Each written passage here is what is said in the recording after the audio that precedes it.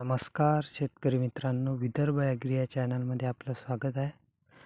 आज आपण दिनांक 16 जानेवारी म्हणजे आजचे कापूस बाजारभाव कसे राहणार याच्याबद्दल बोलूया.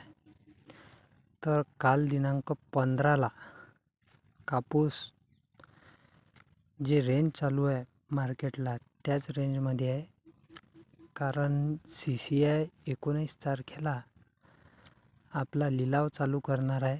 या वर्षीचा जो कापूस CCIने घेतलेला आहे त्याचा लिलाव यंदा 19 जानेवारीपासून चालू होणार आहे. तर याच्या प्रतीक्षेत मार्केट आहे. कारण जोपर्यंत CCI आपल्या मालाचा भाव ठरवत नाही तोपर्यंत मार्केट हे एकाच लेवलवर राहणार आहे व 19 जानेवारी नंतरच थोडी तेजी अथवा मंदी आपल्याला पाहायला मिळू शकते. तरी आपण जर CCIला नोंदणी केलेली नसेल तर करून ठेवावी. कारण मंदी जर आली तरी आपल्याला हमीभाव हा गॅरंटेड मिळू शकते. तर जसं की काल अकोट येथे 8,400 रुपयापर्यंत उच्चम दर्जाचा कापूस गेलेला आहे व मध्यम दर्जाचा कापूस हा 8,000 ते 8,100पर्यंत गेला. तर आपला हा कापूस जनरली मध्यम दर्जाचाच असतो, एखाद्याचाच उच्चतम दर्जाचा राहतो. त्याच्यामुळे या भावावर आपल्याला राहायचं नाही. त्याच्यामुळे CCIला नोंदणी करून ठेवावी. मंदी जर आली तर आपल्याकडे ते एक ऑप्शन अवेलेबल राहणार आहे. तसेच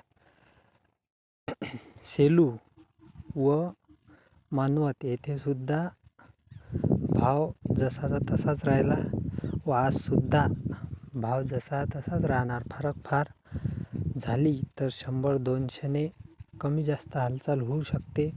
पण 19 जानेवारीपर्यंत मात्र एकदम मोठी वाटचाल किंवा एकदम खाली वाटचाल ही कापूस बाजारभावाची होणार नाही याची आपण नोंद घ्यावी. व विक्री हे 19 जानेवारीपर्यंत थांबवू पण शकता. जर CCIची नोंदणी केलेली असेल तर थांबवाच, कारण आपल्याला गॅरंटेड भाव मिळणार आहे. आणि नसेल तर आपला निर्णय हा स्वतः घ्यावा. कारण 19 जानेवारीनंतर काय होणार आहे हे CCIच ठरवणार आहे. हे आपल्या हाती नाही आहे. उत्पादन मात्र कमीच आहे, भाव राहणारच आहे. पण तरीसुद्धा थोडाफार असर होणार आहे. जास्त असर CCIचा होणार नाही. जास्त धास्ती धरण्याचं काही कारण नाही. पण नोंदणी असलेली केव्हाही आपल्याला परवडेल. तरी याच्याकडे आपण लक्ष ठेवावे. 19 जानेवारी ही तारीख महत्त्वाची आहे. धन्यवाद.